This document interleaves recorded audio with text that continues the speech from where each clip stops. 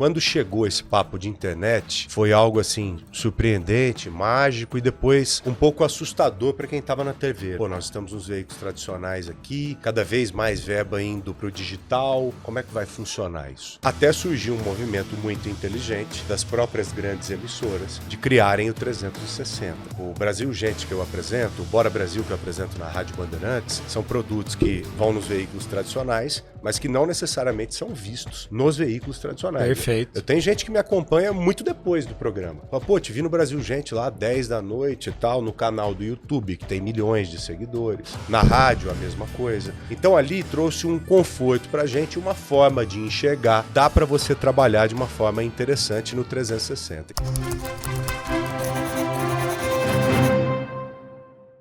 A primeira vez que eu o vi foi na tela da televisão. E aí já rolou aquela admiração imediata, porque esse meu convidado, ele tinha um nome muito famoso.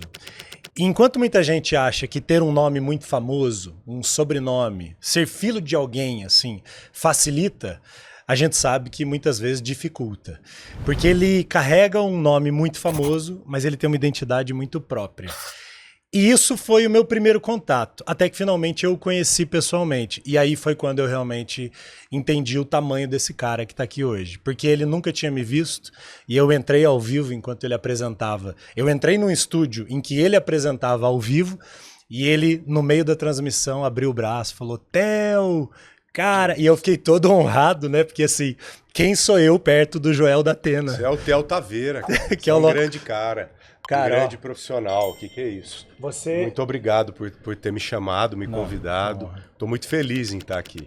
E eu vou nos lugares que eu gosto, das pessoas que eu gosto. Eu estou aqui porque eu gosto muito de você e sempre te admirei como profissional. Muito obrigado. Esses elogios todos que você rasgou aí, eu aplico absolutamente todos a você também. Nós temos até vários amigos em comuns, né? Douglas Neres. Um deles é o Douglinhas, um fenômeno. Sou apaixonado pelo Douglas. Um beijo no Douglas. Eu tenho certeza que ele vai ver esse episódio. O Douglinha, além de um grande profissional, é um cara também espetacular, essência, né? Coração. Gente, não sei, vocês fizeram um trabalho juntos e separaram. Agora, não sei se recentemente. terminou bem ou não. Bem demais. Eu amo ele. Pô, que legal. Então, assim, é muito bom saber que duas pessoas bacanas trabalharam juntas, separaram, cada um entendeu o caminho e vida que segue. É isso. A gente fez uma, a gente criou juntos a Like You, né? O Douglas foi o cara que, junto comigo, assim, a gente fez esse caminho todo juntos, lado Hoje a a lado. Like You é dele? Hoje a Like You é minha e o Douglas agora tá com a D Neres Produções. D Neres tá com a própria. Vamos até fazer uma moral pro Douglas aqui. O que o Douglinha editou de vídeo de pesca, até hoje ele credo. Coração de Pescador. Até hoje, eu sei disso. Então, D Neres Produções, o Douglas Neres, que é, sem dúvida, o melhor editor do estado de Goiás e um baita filmmaker também. Sigam, porque esse cara é um gigante, além de ser meu amigo. E foi a pessoa que fez uma ponte com o Joel. Vou começar, então, contando essa história, porque a gente estava gravando pela Like You Comunicação uma campanha de reposicionamento da Band Goiás, da Band Goiânia, da Rádio Bandeirantes, e fazia parte desse reposicionamento visitar a Band São Paulo. E aí, Joel da Atena nos recebe, fala meu nome no ar, nem sabia que o homem sabia que eu existia, mas beleza. E aí ele nos recebe. Hein? Não, é verdade. E aí eu só tinha conhecido o Joel realmente assim da televisão. Vamos voltar um pouco, Joel, porque talvez vocês não saibam, mas Joel, acho que é paulistano, mas se considera Ribeirão Pretano. Ribeirão Pretano. No interior de São Paulo. E se considera goiano. Sim, vivi muito tempo em Goiás. Então eu tenho um afeto, um carinho especial por Goiás. Como é que foi parar lá na nossa apaixonado por terra? São Paulo também, né? Essa cidade aqui, ela é fabulosa, é fantástica. Pulsa. Ela respira tudo, né? Sim. Tudo. Eu costumo dizer que esses lugares que a gente tem de forma carinhosa, que são fora aqui de São Paulo, são lugares legais para você visitar em outros momentos. Para você viver o carinho ali, por exemplo, no momento de descanso. E São Paulo é o lugar da caminhada, né? É o lugar para a gente correr atrás, para a gente ir atrás de destaque, para fazer acontecer mesmo. Eu sempre encontrei muitas oportunidades aqui, né? né? Acho que a grande maioria que nos assiste da mesma forma. Tive minha fase As pessoas até comentam, né, Theo? Puxa, como é que... Você é louco de morar lá em São Paulo? Como é que é aquilo e tal? A pessoa que mora aqui, ela se adapta de uma forma tal que é difícil pensar em sair. Só se foi uma outra fase da vida, uma outra etapa. Mas olha aqui, ó. Faria Lima. Faria Lima. Olha que loucura que é isso aqui. Então, junto com essa loucura, vêm as oportunidades também. Claro. E além das oportunidades, os problemas também. Porque São não tem muitos. nada tão perfeito, né? Vamos voltar um pouquinho, porque eu queria entender por que Goiás virou sua terra, né? Sim. Joel Datena, filho do Datena, e o Datena não é de Goiás, né? Não. Como é que você foi parar na nossa terrinha? Eu namorei uma goiana, me casei com ela e mudei pra lá. Quando eu tava namorando, Conheço uma história assim. eu já A minha. comecei a visitar Goiânia, vendo como é que era e tal, e me apaixonei por Goiânia. Aí foi um caminho natural. Foi ficando. Fui ficando até me estabelecer lá mesmo. E depois eu casei com a mulher da minha vida, que é uma goiana também. Tá brincando? Me separei do primeiro casamento e me casei com uma outra goiana. Olha só que loucura. Exatamente. E o caminho no jornalismo lá? Porque na época, me lembro claramente, Joel, o seu início no Brasil Urgente Goiás, ele gerou comentários, né? Eu trabalhava na Record na época, a Record é uma emissora, né, forte nesse jornalismo policial e tal. É claro que a hora que chega Joel Datena e começa a apresentar um jornal ali num horário importante para Record, todo mundo comentou. E eu me lembro assim de todo mundo, assim, eu lembro da redação no dia da sua estreia e todo mundo ali te observando e comentando, nossa, o cara segura, o cara é diferente. Como é que foi isso? Legal. Como é que isso aconteceu? Foi algo tão natural, Itel, e assim, inesperado. Porque eu nunca pensei nisso. Nunca pensei em fazer jornalismo e fazer, muito menos jornalismo policial. Eu fiz um programa de pesca há muitos anos, né? Vamos falar quase dele 20 também. anos, que é o Coração de Pescador. Um programa que tem continuidade hoje com o Fernandinho Faria, que é o meu amigo que você conhece, um grande comunicador também. E o Coração de Pescador foi o que me colocou na televisão. Porque lá no início e tal, quando eu não tinha a mínima condição de conversar com câmera, com lente, essas coisas. Acredite, esse dia existiu. Foi o que me ensinou. Porque eu passei a falar de um assunto que eu era apaixonado por ele e que entendia um pouco. Quando você se apaixona por uma coisa, consequentemente você acaba vivendo aquilo, gostando e aprendendo e fazendo bem. E eu já nasci com a pescaria comigo, né? Sempre fui apaixonado por pescaria. Então, eu entendo um pouco por estudar muito pela paixão. Aí você falar com uma câmera aqui, com uma lente, com as pessoas, em cima de um assunto que você domina, é um pouco mais simples. E ali as coisas foram acontecendo. Eu fui aprendendo a lidar com os equipamentos, com essa magia chamada comunicação.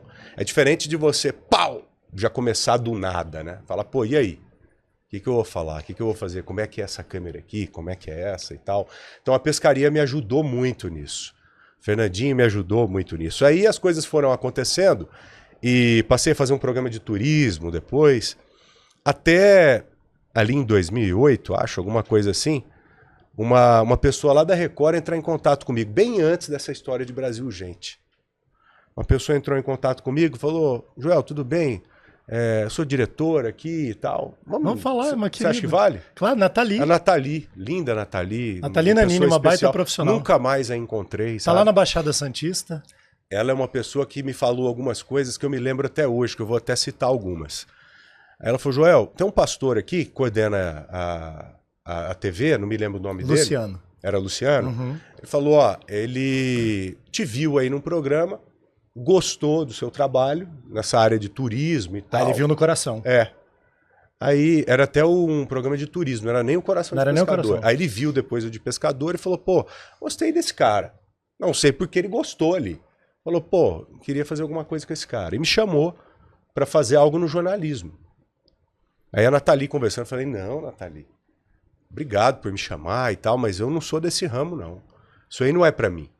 É diferente, meu negócio é natureza e tal, é sol, água, pescaria, falar dessas coisinhas mais amenas e tal. Ela falou, pô, mas a gente queria te fazer uma proposta e tal. E eu fui entrando nessa.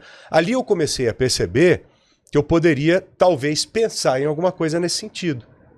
Porque a partir do momento que uma empresa desse tamanho se interessa pelo meu trabalho, eu falo, pô, acho que eu vou pensar um pouco melhor nisso.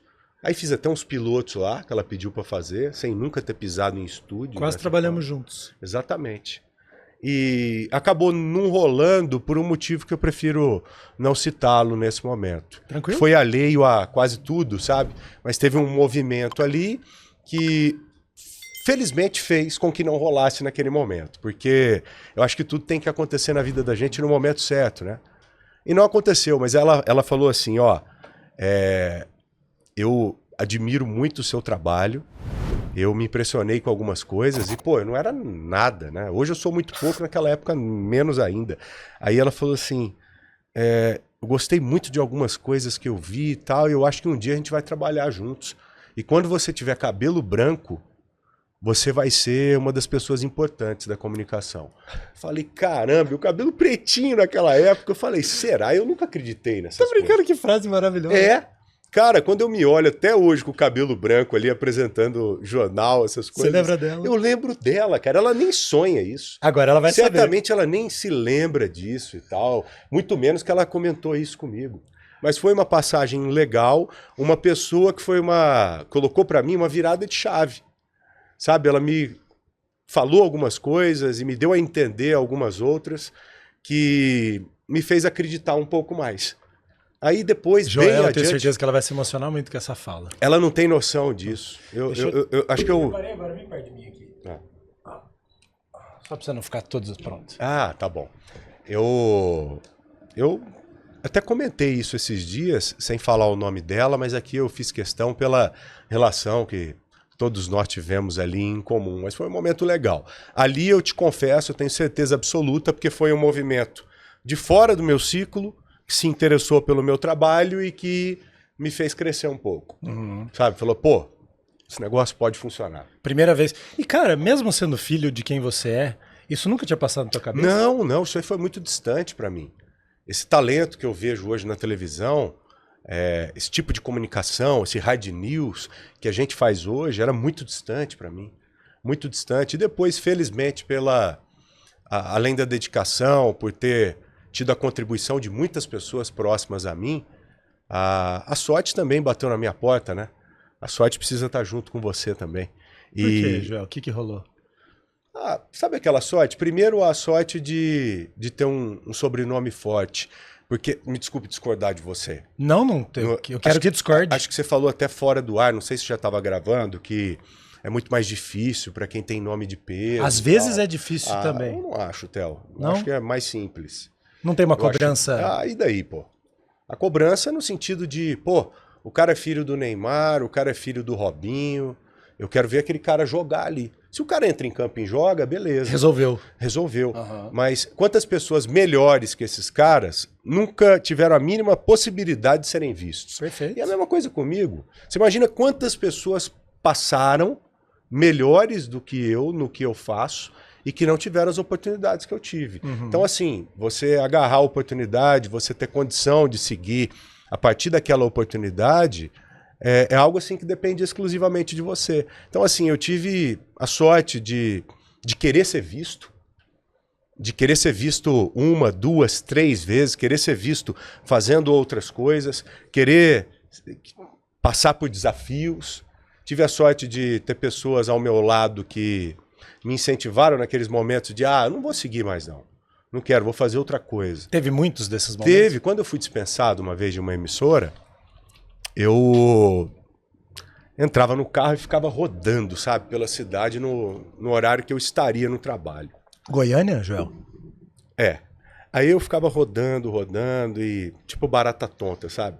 Porque eu tenho uma frase comigo que até hoje eu pratico. Não adianta ter frasezinhas de efeito e não praticar, né? A cobra que não anda, ela não engole sapo. Se ela ficar parada ali, o sapo pode parar perto para ela comer e tal, mas ela andando é muito mais fácil, aumenta a chance. Então eu ficava rodando atrás de algumas coisas, sabe? Passava numa loja, descia lá, conversava com os caras, e aí, como é que tá? Como é que tá aqui? Tá tudo bem e tal? E fiquei naquele movimento, e ali eu pensei em fazer uma outra coisa, porque eu imaginei que ali seria a minha última pauta, né? Mas a minha esposa, na época, ela falou, não é por aí, eu acho que a gente tem que acreditar um pouco mais. Quando você fala que você estava rodando, você estava buscando o quê? Qualquer coisa que aparecesse? Não sei. Estava buscando ocupar a minha cabeça e tentando encontrar alguma coisa diferente, né? E ela começou a comentar comigo, olha, você tem condição, vamos tentar mais, vamos. Aí eu fui me lembrando da Nathalie, me lembrando daquelas propostas do passado, aquelas coisas todas, e eu criei um fortalecimento de novo para tentar encarar novamente o negócio. O jornalismo tradicional. O jornalismo tradicional de novo. E, graças a Deus, logo depois pintou uma outra oportunidade e daquela a gente foi seguindo. Foi a Band Goiânia? A Band Goiânia também. Okay. A Band Goiânia teve um momento importante porque eu, assim como naquela época na Record, na Band eu também não queria seguir. Achava que minha vida era outra e tal. Até eu recebi uma proposta bem legal. Porque o programa de pesca, a gente pagava o horário dele na TV. Uhum. E a proposta foi a seguinte, ó, tem um horário aqui, você vai fazer um jornal e tal, o salário é de tanto. Falei, eu não tô afim, não. Até o cara falar, eu te dou o horário também que você paga hoje. Então tem o salário, mas o horário que você paga e te libera alguns dias pra você gravar o programa de pesca. Eu falei, pô, é irrecusável, não tem jeito. Aí ali comecei daquela forma rudimentar e fui aprendendo com as pessoas, né? É impressionante como a gente aprende com todo mundo, né? Nossa. Você aprende com o editor, com o repórter, com o diretor. Eu acho que a gente é feito de marcas, sabe? Nós somos marcados pelas pessoas. E assim, você tem que ter um pouco de expertise para tentar pegar essas marcas e ir agregando, a ponto de pegar o que é bom daquele ali, o que é bom desse aqui, tirar o que é ruim e tal, para você ir se aperfeiçoando. Que é uma característica, né, parênteses aqui, do empreendedor, né? Porque você estava ali em busca e de repente você foi entendendo qual era o caminho, qual era a oportunidade e foi aprendendo com todo mundo que teve na sua jornada. Eu queria voltar um pouco no Coração de Pescador, Joel, porque como a gente fala muito do jornalista que é empreendedor, você fez uma coisa que é super incomum, né? Porque você era um jornalista ainda jovem, como você mesmo aqui afirmou, não era ninguém na época, né? E você investiu num programa, pagando o horário. Nossa. Você foi sócio do Fernandinho? Vocês criaram juntos? A vida inteira. A vida inteira. A vida inteira. Você fez uma aposta, mas você entendeu que tinha um público. Por quê? Porque estamos falando, gente, de um estado, né, Goiás especificamente, que ama pescar. Sim. Faz parte da cultura popular. Então você encontrou uma oportunidade e mergulhou. Sim. Você tinha ideia de como que você ia ganhar dinheiro com esse empreendimento? Quando você começa um negócio desse, você sonha demais, né? A gente sonhou demais, e o Fernandinho sonha e executa até hoje. Mas no início era muito complicado. Cara, a gente saía não tem nada pior do que você sair para trabalhar no vermelho. É um horror isso, né?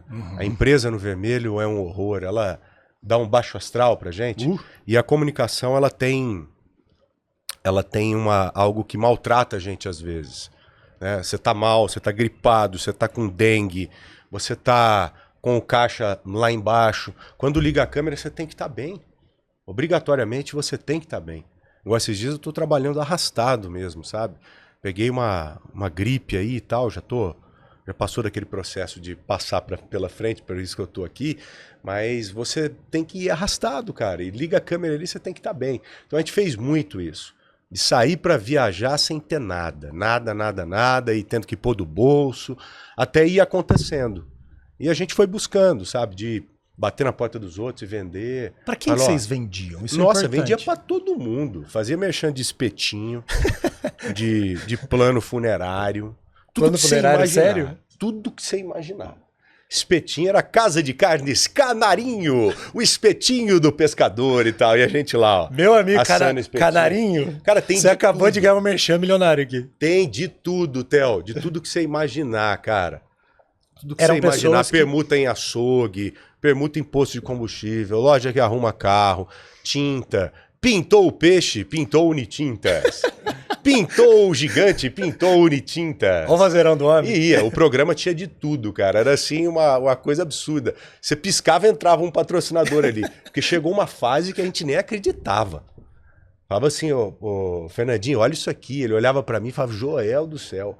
Nunca vi, cara, uma fase tão boa como essa, graças a Deus. Teve uma fase, assim, espetacular mesmo. Da gente até fazer algumas coisas um pouco maiores do que as nossas próprias pernas, sabe? Mas não a ponto de prejudicar muito, mas aquele momento de querer crescer mais, sabe? E a gente começou até a vender pra... Aí o movimento, ele inverteu. As pessoas procuravam. Procuravam. Até algumas emissoras mesmo. Do Centro-Norte procuraram. Pô, o programa aí, queria pôr aqui, tudo bem, a gente cobra tanto. Aí começou a fazer isso. De entregar o produto pronto, cara vendia lá, a gente rachava os lucros e tal. Teve um momento muito legal. Pensando Muito em bacana. negócio, olhar de negócio, por que você acha que o Coração deu certo naquela época e continua dando até hoje? O que o Coração, qual que é o público que ele alimenta? O público é um público apaixonado. A pescaria, ela é algo assim como religião para as pessoas. O pescador, ele vive a pescaria o dia inteiro. Eu durmo pensando em pescaria, acordo às vezes no café, penso alguma coisa de pescaria, faço algumas comprinhas no Mercado Livre, de coisas assim, igual criança comprando brinquedo, sabe? Compra um anzol ali, uma linha diferente e tal. O pescador, ele vive isso, ele usa roupa de pesca. A marca que eu mais gosto, por exemplo, é uma marca muito vinculada a isso, chama Victorinox. Marca de canivete. Que Eu tenho tem ali bolsa, camiseta, mala, tenho tudo. Uhum. Então, assim, o pescador, ele é isso. E por você trabalhar com alguém apaixonado, aquele apaixonado, ele te assiste com o coração aberto, sabe? Ele te assiste ali vibrando junto com você. E quando você faz, como a gente sempre fez, com muito gosto esse programa, quando chega aquela paulada que derruba muita gente, você cai, mas levanta, porque você sabe fazer aquilo, você gosta daquilo, Ama. Você sabe que é o momento, você ama, você se sente na obrigação, pelo projeto, como diz o Vanderlei lá, em seguir, né? Você entendeu? Então eu acho que por isso que deu certo e dá certo até hoje. Fernandinho segue lá, fazendo um programa top pra caramba. O Douglas acho que edita até hoje. Até hoje. Eles têm uma parceria lá, entrega, edita, paga, devolve e tal. Né? E o Douglas, o Gilmar Júnior, mais o Douglas, que é o que tem mais história com a gente. Esses caras foram decisivos também. Como é que é o nome? Cara do céu, aquele cara top pra caramba, o Silas. Você conheceu o Silas? Trabalhou na Like You. Sim. Silas Lima. Silas é um monstro sagrado. É um baita de um editor. Que pariu. Ele tá na TV agora até hoje. Esses caras têm o Luiz Cláudio, lá no início, o Mafra, Pimentinha, então nem se fala. Saudoso Pimentinha. Esses caras todos têm uma participação fundamental no programa, porque eles entregaram a arte que a gente precisava. A arte na coleta de imagens, a arte na edição desses caras, meu Deus do céu. É algo assim de outro planeta. Então você pega uma coisa que é meia boca ali, passa na mão desses caras, pum, vira um negócio de televisão mesmo. Vira um negócio muito bem feito. A gente fala muito, né, Joel, sobre como que o jornalista pode sair dessa lógica, que é a lógica que pessoas da nossa geração se acostumaram, eu preciso trabalhar numa televisão, é o foco. E a gente fala muito sobre como sair dessa lógica e ir para uma lógica de olhar mais negócio. E você é um exemplo muito legal porque você fez um programa jornalístico conectado com uma coisa que você ama, então carregava toda essa autenticidade na narrativa e você conseguiu transformar isso num negócio. E aí me faz pensar que você fez um caminho talvez um pouco inverso de outros jornalistas empreendedores, porque sim, a Márcia, por exemplo, primeiro ela foi jornalista clássica. Que querida Márcia Dantas, Não, hein? e ela deu uma aula aqui. Além de uma grande profissional, sou admirador dela e fiquei muito feliz em reencontrá-la aqui. Foi na transição. Imagina eu, né, que tô assim recebendo essa turma. É isso. E a maioria pega a experiência e transforma num negócio, quem faz isso. Sim. Você lá atrás entendeu o negócio e depois, hoje você totalmente consolidado como um jornalista de um veículo tradicional e, sim, enfim, a história a gente conhece. O que esse caminho inverso te ensinou? Não sei se eu comentei isso no início ou se foi fora do ar. Eu tive a sorte de ser apaixonado por um esporte que a gente teve condição de levá-lo para a TV. Se você perguntasse para mim, eu com 13, 14 anos, o que você quer ser quando crescer? Eu ia te responder, eu quero ser um apresentador de programa de pesca. Tá brincando? Sem brincadeira. Eu era colecionador de revista, via aqueles programas de pesca, que era o Pesca e Companhia, Troféu Pesca, que eram os mais tradicionais da época. Tem um lá na minha cidade que é bem famoso, que é o Terra da Gente. Que Terra da Gente. Da IPTV. O Terra da Gente veio depois também, mas é um programa super bem feito. Legal. Ele é até mais amplo um pouco. Não é mais amplo, ele não é tão segmentado iguais aos programas de pesca. Ele virou meio um Globo Repórter, né? Um Globo Repórter com a pesca dentro. Que eu acho que é o caminho. É um caminho para você agregar um pouco de tudo. Então eu tive a sorte de ser apaixonado, ter esse desejo, ter aparecido pessoas como Fernando Faria na minha vida e entrado na comunicação dessa forma, né? De aprender a comunicação desse jeito na prática, só que uma prática boa e uma coisa totalmente orgânica ali. Então esse movimento ele aconteceu dessa forma, foi exatamente isso.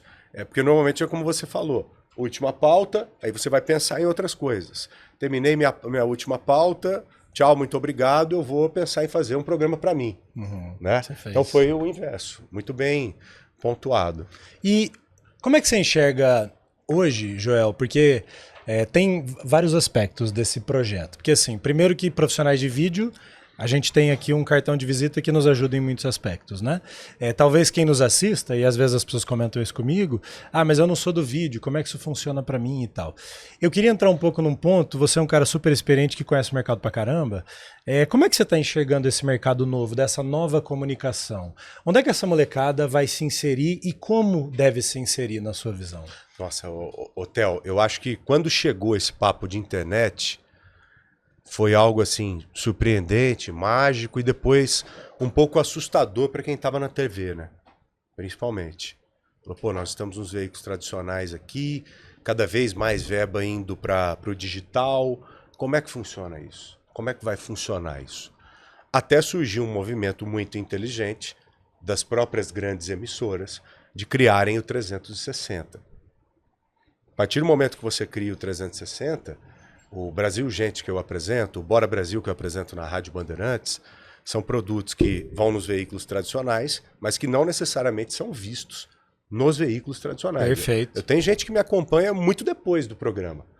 Fala, pô, te vi no Brasil Gente lá, 10 da noite e tal, no canal do YouTube, que tem milhões de seguidores. Na rádio, a mesma coisa. Então ali trouxe um conforto pra gente, uma forma de enxergar que dá para você trabalhar de uma forma interessante no 360. E quando você fala 360, eu não vejo hoje uma condição de você separar esses veículos todos, sabe? Eu acho que é uma burrice você seguir de forma independente, de forma solitária, sem explorar bem esse 360. Então eu acho que quem tem um pouco mais de criatividade e que gosta de uma boa comercialização, porque todo o nosso trabalho ele tem que ser feito, ele tem que se iniciar com essa base, né? Pô, eu vou fazer isso, como que eu vou ganhar com isso? Eu acho que é o ponto de partida, né? O 360, é você ir cada vez mais criando alternativas, criando formas de você fechar esse ciclo de um jeito interessante. Para quando esse ciclo se fechar de fato para você, esse ciclo solitário que eu citei, você ter condição de seguir dali para frente, explorando um pouco mais do que você construiu nesse período todo. Ou seja, aproveitar o momento que você está ali amparado por uma emissora, se fortalece, já cria uma comunicação digital aqui, para depois, se for o caso, da última pauta. Porque fatalmente a última pauta chega. Ela pode ser de forma forçada, ela pode ser intencional, ela pode ser por livre e espontânea vontade do comunicador, em vários motivos, né? Ou por cansaço, fala, pô, tô aqui já beirando os meus 60 anos, será que eu quero continuar desse jeito? Ou eu posso fazer uma outra coisa? Hoje eu não me vejo fora da televisão e do rádio, não consigo me enxergar porque eu sou apaixonado por aquilo ali. O hard news da televisão, principalmente, é um negócio assim contagiante demais. É mesmo. Sabe, é um negócio que você liga helicóptero, motolink para tudo quanto é lado, repórter nos Estados Unidos, repórter na Europa, a dopamina, adrenalina, aqui em São Paulo. Aquilo. Olha aqui, ó, só de falar, cara, sem brincadeira, eu tô arrepiado, arrepiou a cabeça inteira aqui. É foda mesmo. E se você não tem isso, você não curte muito o que você faz. Olha aqui, eu já começo até a... Cara, é muito louco o negócio. Parece que liga uma chave, sabe? Então hoje eu não consigo me ver fora disso. Aquele bagulho louco lá de chamar a imagem para tudo quanto é canto e tal, aquilo ali é muito bom, meu. Muito Isso bom. É muito e bom melhor também, ainda, né, e é melhor ainda saber que tá em tudo quanto é canto, né? Você tá em internet, tá em rádio, tá em televisão. Isso é bom demais, cara. Joel, como é que você ajusta o discurso, cara? Porque como é que você ajusta o discurso? Porque você falou do 360. Você ainda no Brasil Urgente trabalha muitas vezes com um público que é muito assim, aquele público antigo da TV. Mas aí você também está fazendo uma transição e você também precisa se comunicar nas redes sociais do Grupo Bandeirantes. Como é que você ajusta o discurso? Eu não faço ajuste, sem brincadeira. É você. Ali, o que eu tenho que falar ali naquele momento eu vou falar, se agrada, desagrada, é adequado para esse público, não é e tal. Eu não sou desse de ficar muito moldando, criando determinados formatos para atender o outro lado. Eu acho que o outro lado, se ele te compra, é pelo jeito que você é. Perfeito. Se você ficar se transformando para ser comprado, uma hora você pode ser descartado, sabe? E é o que mais tem hoje na televisão, principalmente, né? É gente falsa. Você vê o apresentador, a apresentadora ali se vendendo como guru de tudo, a pessoa que tem solução para tudo, a pessoa que é perfeita, que é legal, que é bacana com todo mundo, com um sorrisinho legal. Aí você encontra a pessoa fora do ar e você fala, pô, mas é uma podridão isso aí. Hein? Nossa, tem tanto, Tem né? muito. Nosso meio, ele é, nesse sentido, ele é bem contaminado. Então, assim, eu não curto muito essas pessoas, tanto que eu sou mais amigo até dos caras da técnica, sabe? Aquela galera ali.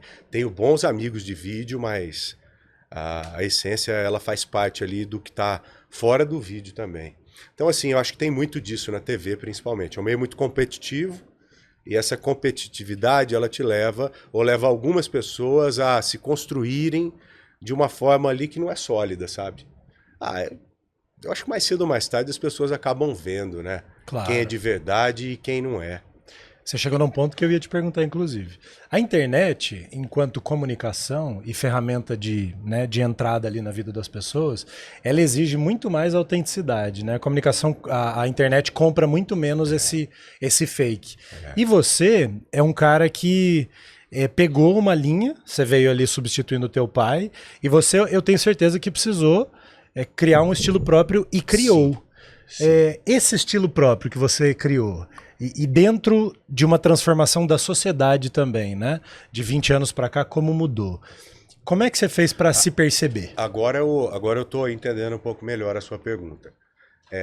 O programa que a gente faz hoje, que eu faço, que é o Brasil Urgente, ele é um programa que ele, necessariamente, você tem que ter um pouco mais de pegada. Se você não tem a pegada, você não conversa com quem está do outro lado. Então eu tive que buscar o que havia dentro de mim, que não necessariamente estava disponível ali naquele momento, e puxar aquele negócio. Falar, pô, tá aqui, mas eu não estou explorando muito.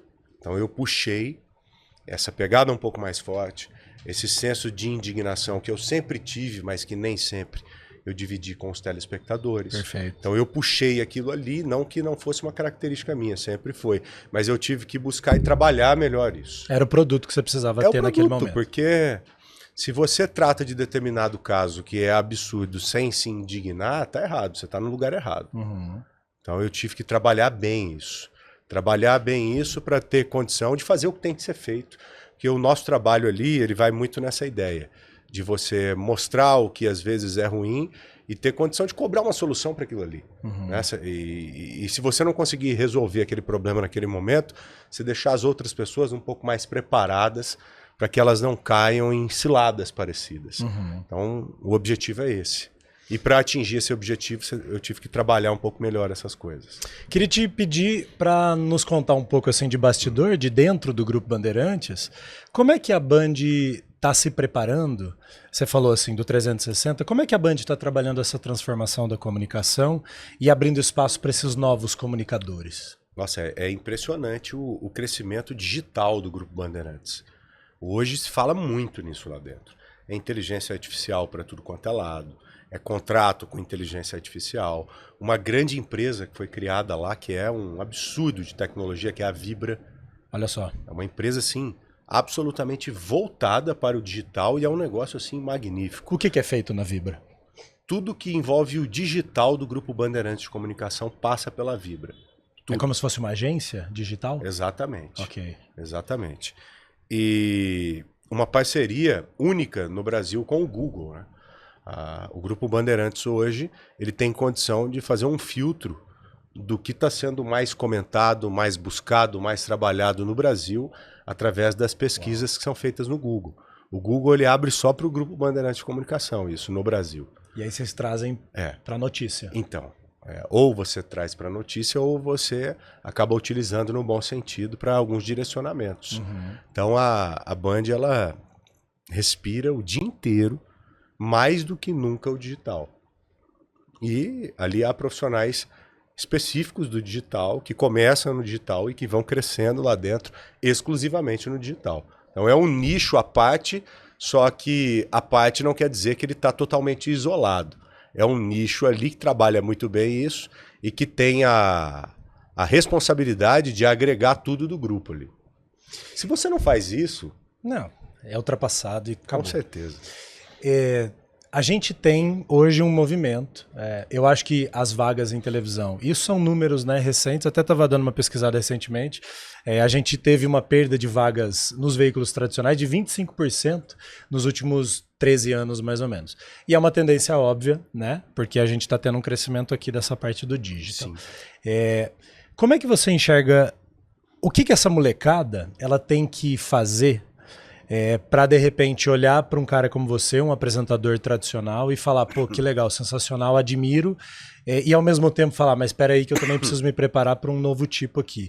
Como é que eles se inserem nesse novo mercado? O que é diferencial para um novo jornalista? Essa pergunta ela é complicada porque hoje eu não consigo observar uma forma de você convencer o garoto e a garota de 15, 16, 17, 18 anos a fazer parte de um veículo exclusivamente tradicional. Tá?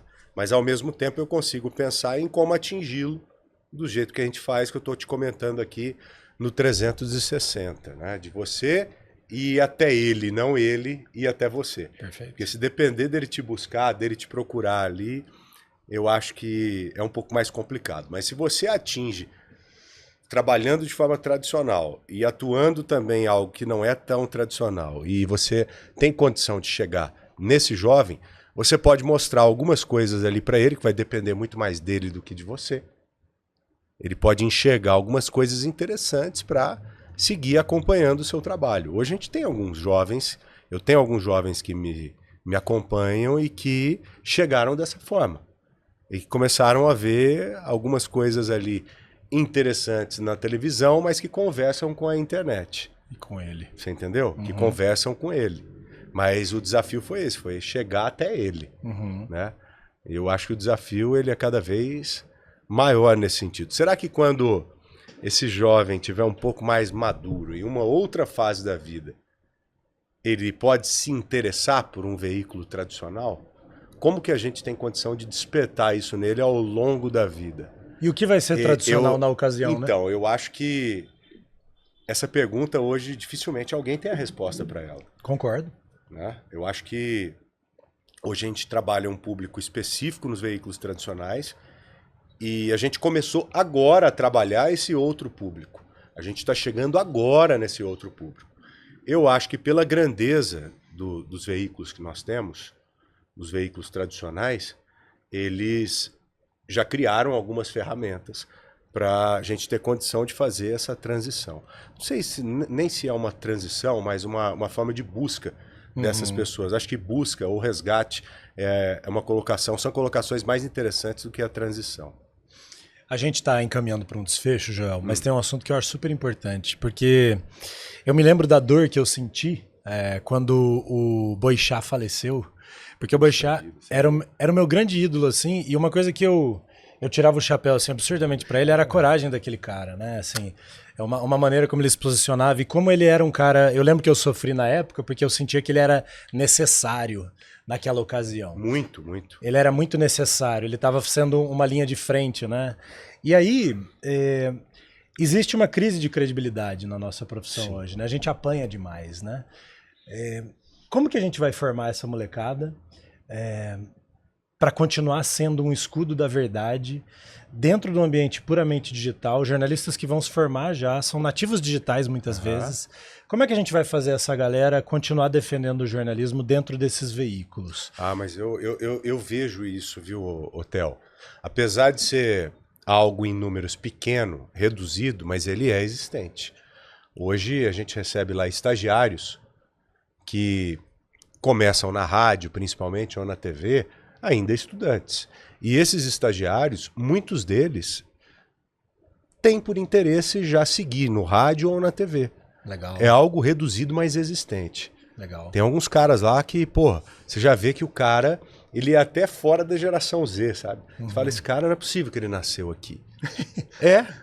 Tem alguns exemplos que eu me lembro aqui de cara já, falo, não é possível que esse cara é dessa faixa etária. E ele já se mostra até de uma forma diferente. Então eu acho que a gente vai ter continuidade nesse sentido, mesmo porque esse ponto que você está tocando, nós estamos falando não em quantidade, mas em qualidade. Qualidade. Né? Eu vejo essa qualidade. Talvez esse filtro desse momento, ele está fazendo mais pessoas direcionadas para isso, Maravilha, seguirem esse caminho. Você entendeu? Hoje, os que seguem esse caminho são muito bons nisso.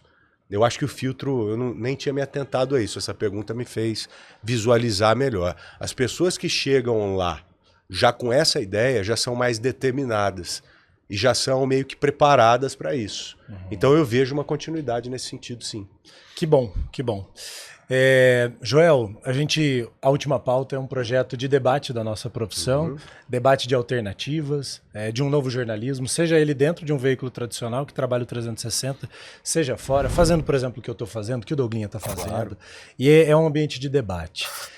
Queria que você falasse um pouco o que você acha desse projeto e por que é importante a gente falar sobre a nossa profissão dentro de um contexto em que nós trabalhamos com comunicação e eu acho que poucas coisas se transformam tão rápido hoje quanto a comunicação. Por que debater? Por que conversar? E para onde temos que ir? Toma base dessa discussão de hoje aqui. Esse papo que nós tivemos hoje, nessa entrevista que você fez comigo. Eu aprendi demais, cara. E além de aprender, eu consegui visualizar algumas coisas diferentes. Tipo o quê? Juro. Esse lance dos caras aí, você perguntou da credibilidade.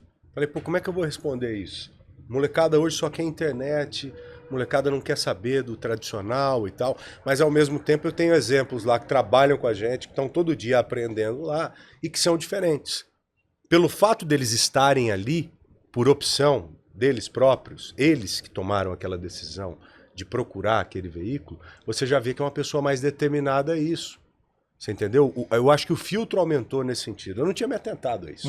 Então essa discussão pra gente Mas você me trouxe também uma novidade. Eu acho legal saber disso. Exato, e tem muito isso. Tem muito. Te garanto, eu acho que antigamente a oferta era muito maior. Hoje esse filtro ele leva menos pessoas, só que pessoas mais direcionadas a isso. Exatamente. Ainda mais comprometidas, eu te falo isso com certeza, Theo. Maravilhoso. Eu te falo isso com certeza porque os poucos jovens que nós temos lá são diferentes. Legal. É diferente do meu filho, é diferente do filho do meu amigo. São pessoas muito distintas. Muito. É o cara que segue o tradicional. É o cara que senta para ler um livro e não vai ler no digital. Tem demais isso. É o cara que entende do ator de novela. Sabe, é o cara que, com 20 anos de idade, se interessa por quem escreveu aquela obra. Você entendeu? Eu vejo muito isso e me surpreende. E são defensores da nova geração, né? Da nossa profissão. Exato. Então, essa discussão que você acaba de colocar, ela é interessante para a gente enxergar esse tipo de coisa e cada vez mais ir entendendo não como que nós faremos a transição, porque eu não acredito em transição, eu não acredito em final de uma coisa e início de outra, mas eu acredito em uma recolocação de tudo, sabe? Uma jornada. Eu acho que isso. Quantas vezes nós ouvimos no passado que o rádio acabaria? Pois é. Puxa vida, nós ouvimos isso a vida inteira. O rádio escuta essa olha década. Isso aqui, cara.